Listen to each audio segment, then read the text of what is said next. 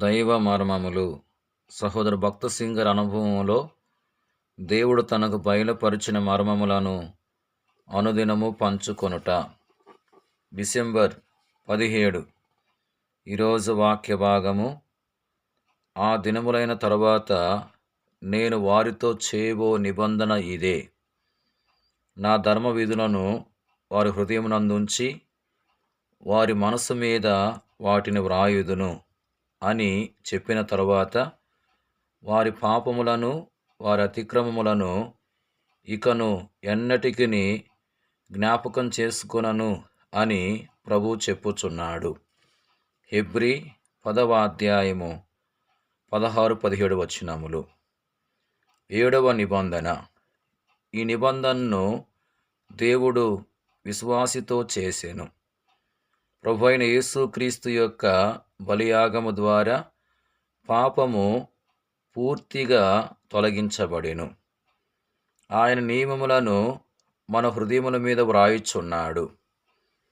ఒక వ్యక్తి ఎంత అజ్ఞాని అయినను దేవుడు అతనికి దైవిక విషయములను గూర్చిన జ్ఞానమును అనుగ్రహించును. అయితే ఆయన అనగా సత్యస్వరూపి అయిన ఆత్మ వచ్చినప్పుడు మిమ్మును సర్వసత్యములోనికి నడిపించును.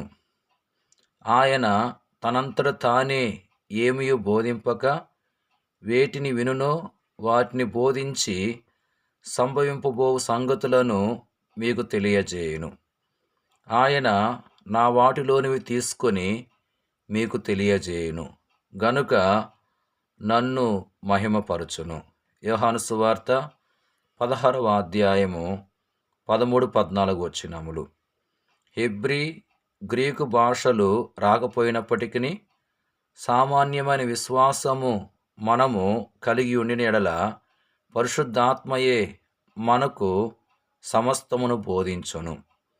మనము దేవునికి లోబడి ఆయన నడుపుదలను ఎరిగిన ఎడల పరలోక మర్మములు మనకు వెల్లడియగును. కనుక నీవు ఆకాశములో ఇంద్రధనుస్సును చూచినప్పుడు, ఓ ప్రభువా, నీ నిబంధనను నేను నమ్ముచున్నాను. నేను బుద్ధిహీనుడను, నీవు జ్ఞాన సంపన్నుడవు.